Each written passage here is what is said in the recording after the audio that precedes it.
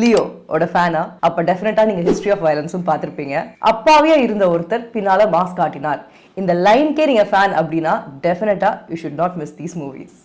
த equaliser. நீங்க நிறைய movies பார்ப்பீங்க, பார்க்கறது ரொம்ப பிடிக்கும் அப்படின்னா டென்சல் வாஷிங்டனுடைய ஒரு படத்தையாச்சும் லைஃப்ல பார்த்துருக்கணும். ஈக்குவலைசர்ல காமா தான் உண்டு தான் வேலை உண்டு அப்படின்னு சொல்லிட்டு அதை நீட்டா செஞ்சுட்டு இருக்கக்கூடிய ஒரு அங்கிளா இருக்காரு. ஸோ காமான ஒரு அங்கிளா இருக்காரா, ஒரு பொண்ணுக்கு பிரச்சனை வருது. அந்த பொண்ணுடைய பிரச்சனையை நம்ம காமா நீட்டா முடிச்சு கொடுக்கணும் சைலண்டா அப்படின்னு சொல்லிட்டு நினைக்கிறாரு. ஆனா அந்த உலகத்துல இருக்கிறவங்க அவரை காமா இருக்க விட மாட்டாங்க. அவருக்குள்ள இருக்கிற மிருகத்தை தட்டி எழுப்பிடுவாங்க. மூஞ்சி மொகரையெல்லாம் எதிரிக்கு உடையிற அளவுக்கான ஸ்டன் சீக்வன்ஸ்லாம் இருக்கக்கூடிய ஒரு வெறித்தனமான ஆக்ஷன் மூவி தான் ஈக்குவலைசர். த அப்கிரேட். ஹீரோக்கு ஆன்டிக்ஸ்னா ரொம்ப பிடிக்கும். ஆனா ஹீரோயின் ஒரு ஹைடெக் டெக்கியான ஒரு ஒய்ஃப். ஒரு பாயிண்ட்ல கஜினில எப்படி சூர்யா அசுனை இழக்கிறாரோ அதே மாதிரி ஹீரோயினை இழக்கிறாரு.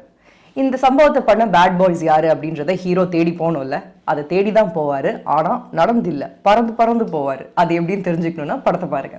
த பார்ன் ஐடென்டிட்டி. யோசிச்சு பாருங்களேன், திடீர்னு ஒரு நாள் நீங்க முழிக்கும் போது எங்க இருக்கீங்க, என்ன பண்ணிட்டு இருக்கீங்க எதுவுமே தெரியல, ஒரு புது உலகத்துல இருக்கீங்க.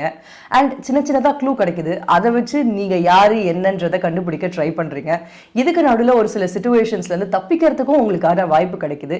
இதை எப்படி செய்யணும் அப்படின்ற வழியும் உங்களுக்கு தோணுது. இதுக்கு நடுவில் சில பயங்கரமானவங்க உங்களை ஃபாலோ பண்ணிட்டும் வராங்க. இந்த சிச்சுவேஷன்ல என்ன செய்வீங்க?